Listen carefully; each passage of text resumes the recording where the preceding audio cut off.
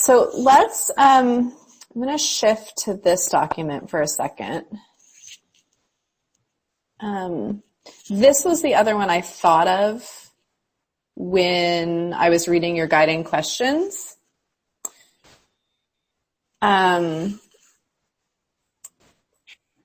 Because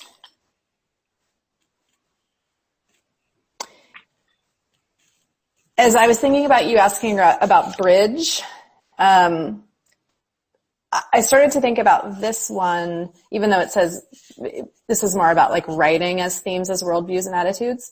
I just started to wonder, like, could this also be a bridge before triceps? And I don't think it necessarily has to be, but I did hear you ask Steph explicitly about worldview in the video. So I just wonder if you've been using this, if you've like thoughts about this document. Yeah, I think I've been making use of there's another one of these it's kind of like the all-in-one Dumbo play, and I think I was using that's more like the ones I was pulling from. Okay. So I actually hadn't returned to this one in a while. Okay.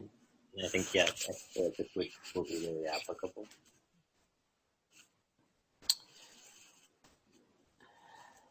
Yeah. And I also started thinking, as you were talking about the column you were adding for abstraction, whether or not like generating a prompt as one of the end prompts, like one of these that helps them to sort of cull together all the different up, down, both Y line level work they've done to something broader, like the betrayal versus power dynamics and relationship that you referenced earlier.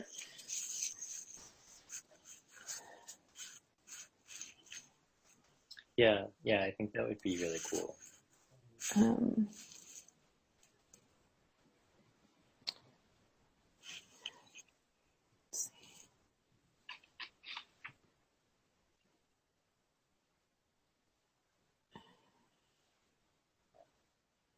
And there's also these sentence frames at the bottom.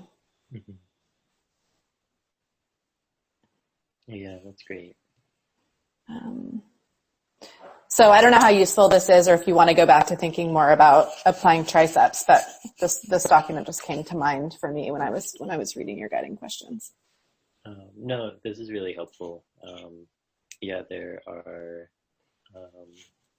I did kind of like a debrief of my own at the end of the summer when I got home, but it was like a very full 2 weeks. Yeah, there's a lot.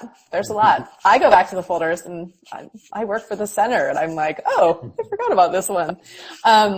So where do you want to go from here? And so we have like 5 more minutes and then we'll do our 5-minute close.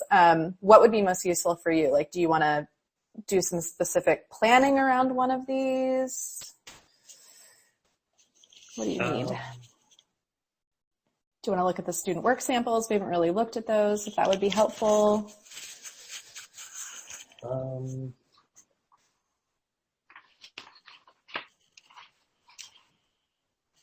I think and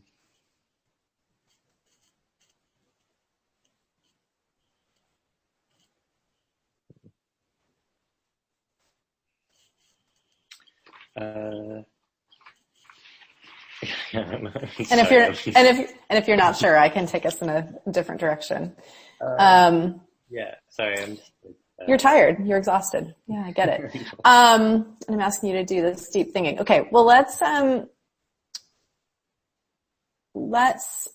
so is there, as you look at this themes as worldviews, is there a specific way you think you might want to use this in relationship to bridging them towards the writing? I think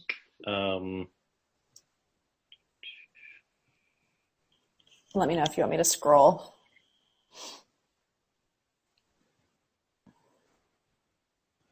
Yeah, I feel like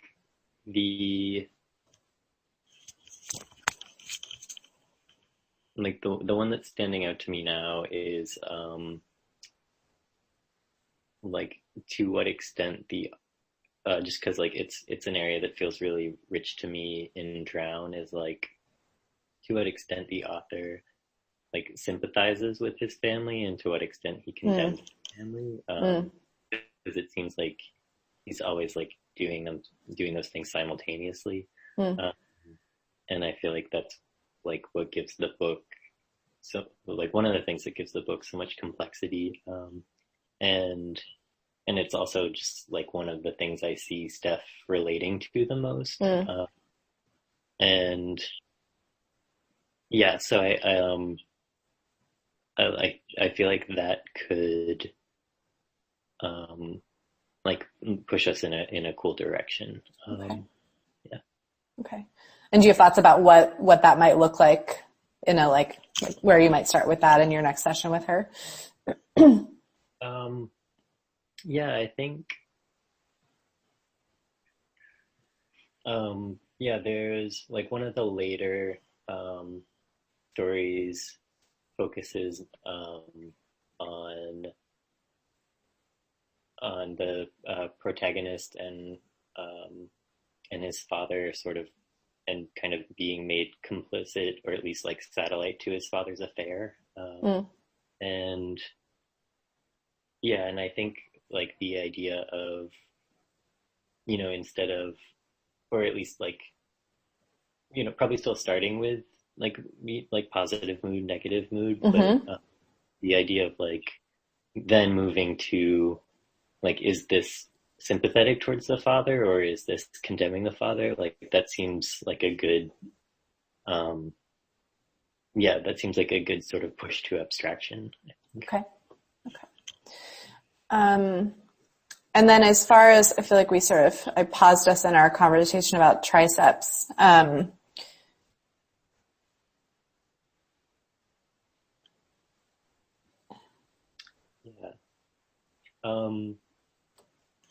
Yeah, I think I think this will probably entail just some kind of like,